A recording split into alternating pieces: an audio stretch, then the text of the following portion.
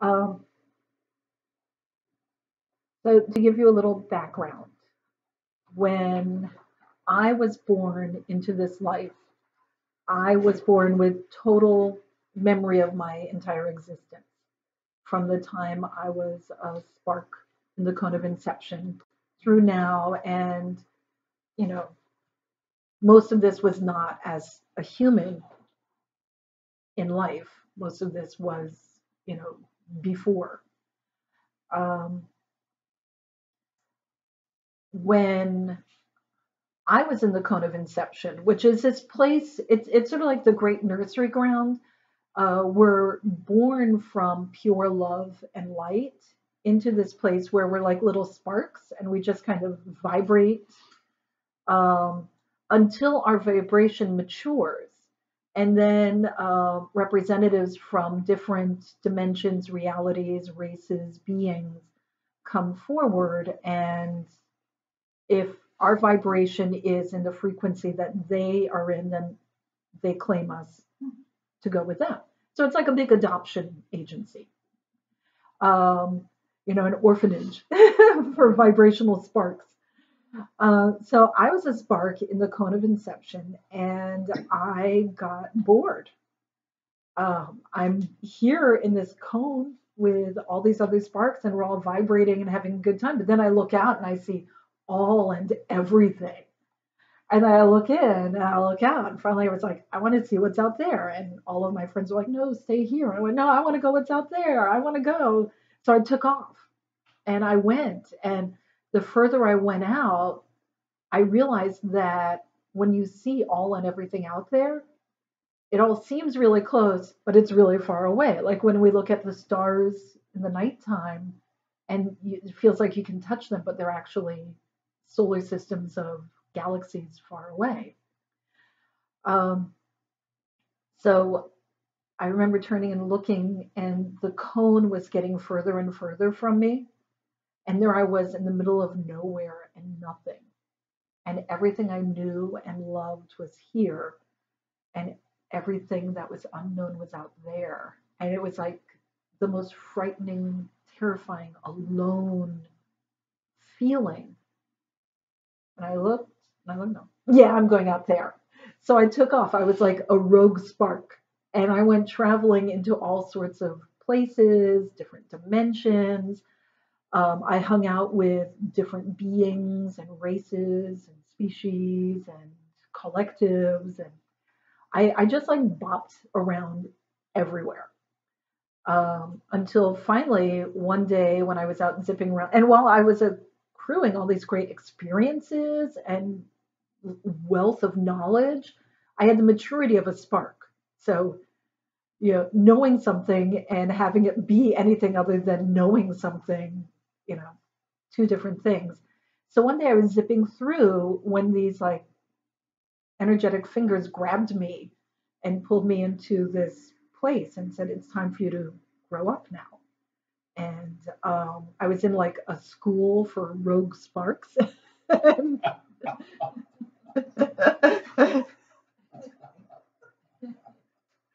A penal colony. And we were taught by these very wise, energetic beings um, to grow and evolve and mature, not just run around causing mischief. So eventually, when it was time for Earth to be created, I was sent to the Earth Project because I had a very adventurous, crazy spirit with a great thirst for knowledge and understanding. As Gaia explained to us, and I've channeled her a few times telling this story. When it was time for Earth to be created, Earth was going to be, if you need some water, um, no, but if I have this issue. it's life. So when it was time for Earth to be created, Earth is one of, and the librarians are going to talk about this. in greater detail. Earth was one of many places where um, representatives from everywhere came and helped gather all kinds of space dust and debris and bring it closer and closer and closer together until gravity started pulling it in. But in having the representatives from everywhere come in to sort of circle around all of everything that became first Earth and bring it closer, they put imprints of their DNA, of their energy, of minerals or crystals or cells from their place of being into Earth. So as Earth was created, we had connections to literally every place and every group of being. Um, and what's interesting is a few weeks ago, I was watching a documentary on the creation of planet Earth from the scientific perspective. And everything they showed in the documentary, I'm like, I already saw that. And that's exactly what happened. They got it right. So they just were only talking about the physical things that happen with, suns going supernova and this and that. But it was all exactly as Gaia had shown me from the energetic dimensional side. So, um, anyway, with Earth having connecting elements to every being and species and race and dimension, we're one of many planets created for this purpose. So, you may hear some people talk about the Galactic Council. It's sort of like the United Nations, only for the non physical and the light being reality. There are myself and a number of other people connect with and channel the Galactic Council. It's like being a representative to the United Nations, and they are connected to Earth through all of the elements within Earth. And as the vibration for Earth raises up, and we're able to connect better with our friends of the non-physical who are here to help us, Earth will become a relay point for energy and emotions and vibration and love, connecting to others that are out there. So the librarians will talk about this further.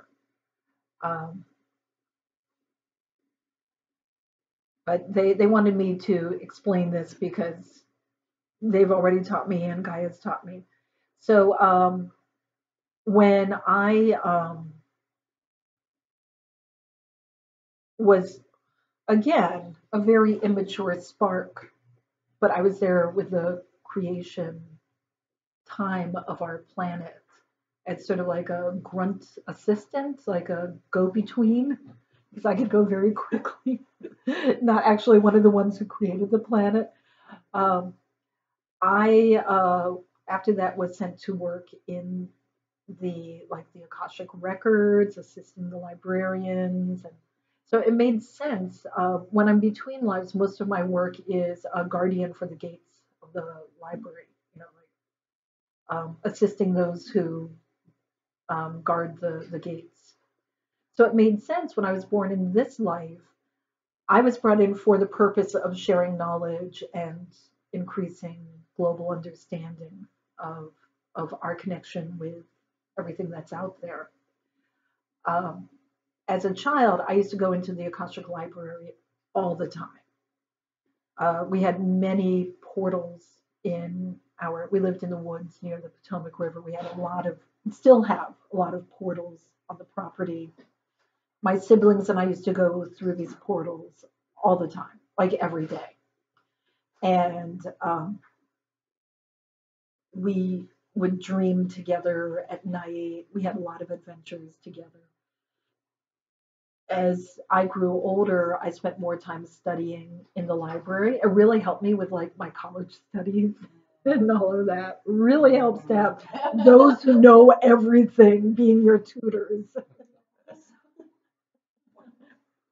But I use the library not just for reading the vast wealth of books that are there for anyone to read. And most people go, they read their life and then they get out. The librarians are like, hello, we got a lot of books here. We record everything. Come on. But it's also there's places where you can go to like um, just like if you go to our libraries, you have like you can watch movies, or you have like the microfiche, you have the old newspapers. They have like chat rooms, interdimensional chat rooms. You can watch the entire history of a planet or a species of being. There's a lot you can do in the library.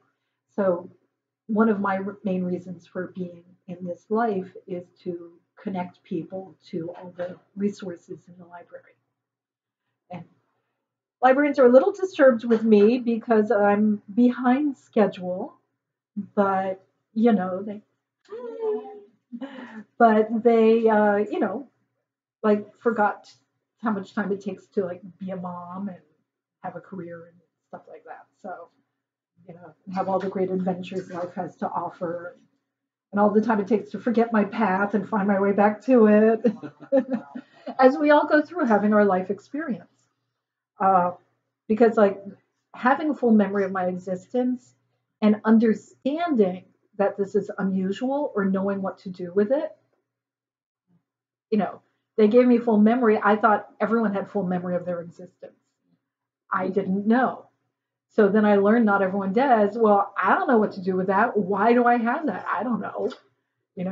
So it took a while to figure that out, which is now a lesson that they ask me to remind everyone that we're all born with certain skills or abilities we take for granted. Each of us has things that are unique for us that we um, assume everyone else has.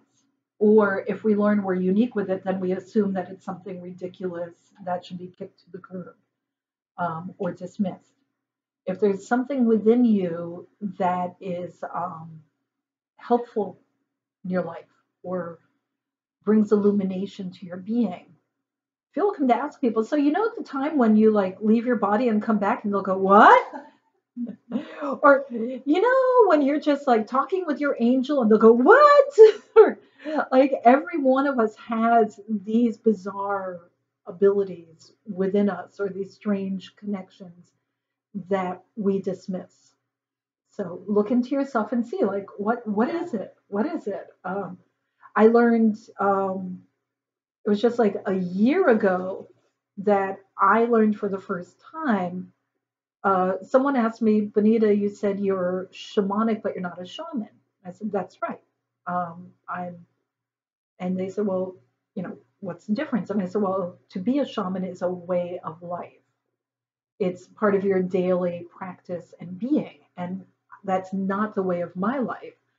But I'm lucky that I've had many shamans in my life that I've been able to connect with and learn from. And they said, well, why is that? I was like, well, they find you. And I said, of course, whenever you're lost and a shaman comes along to guide you on your way, I don't just have them guide me. I ask them to spend time with me and teach me a lesson. And they go, what do you mean? I was like, when you're lost in the woods and a shaman comes and shows you the way. Or like one time I was in New York City looking for the Natural History Museum, and I got lost, and a shaman came, guided me to the museum. And I said, well, come on in with me. And he showed me, and he told me stories of life before my life as we went through the different exhibits. And like, what are you talking about? I was like, whenever you're lost and a shaman shows up to show you your way. And they're like, what? Yeah. I'm like, oh, so that's not normal for everyone. Okay. And so since then, I've relayed the story, and I've only found one other person went, yeah, so. I was 50 years old before I realized that people didn't know that. Exactly.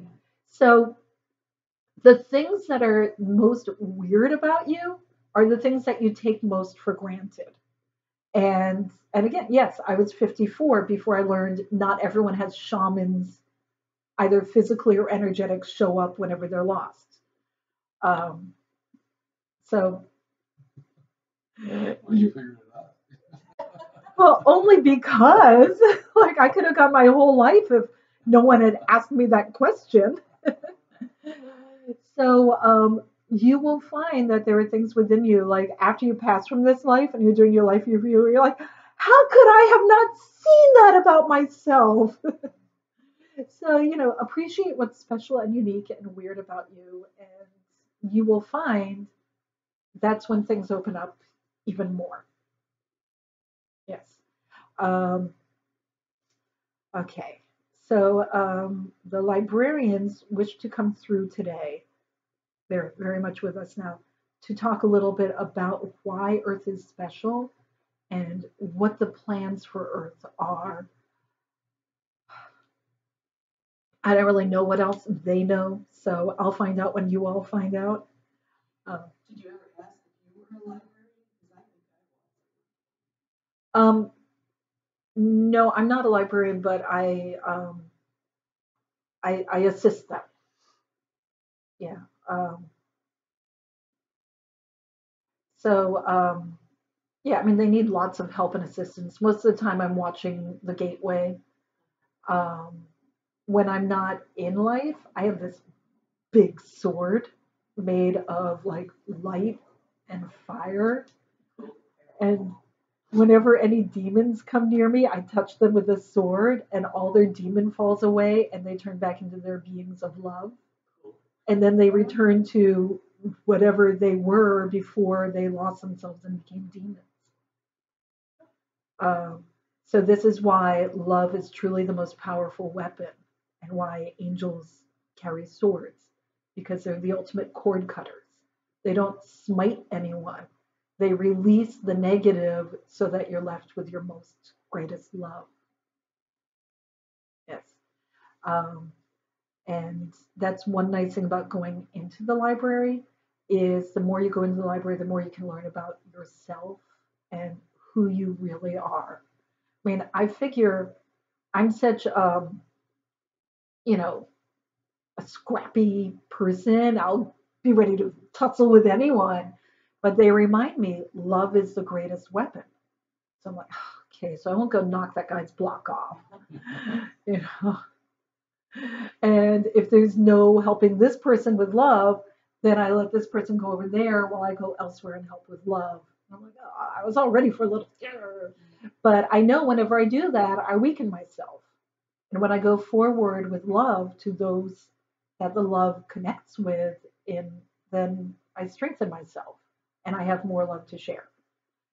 So, that's we all have what we like to do. Like I love sword fighting and getting into scrappy fights. Like I've had a lot of lives where I did that, but those were not the powerful lives that helped the planet. The lives that I've had that helped the planet were the lives that were filled with love and healing. And since this is a time when we need to help the planet, we got to think about what can we be within ourselves to help the vibration of the planet. Okay. And I will say on my YouTube channel, I have a lot of videos on these subjects. If you're not already subscribed, please subscribe because Archangel Michael has given me a challenge to get a lot of subscribers because he's got some messages he wants to send through and he wants them to hit a lot of people. Thank you, Archangel Michael. Okay.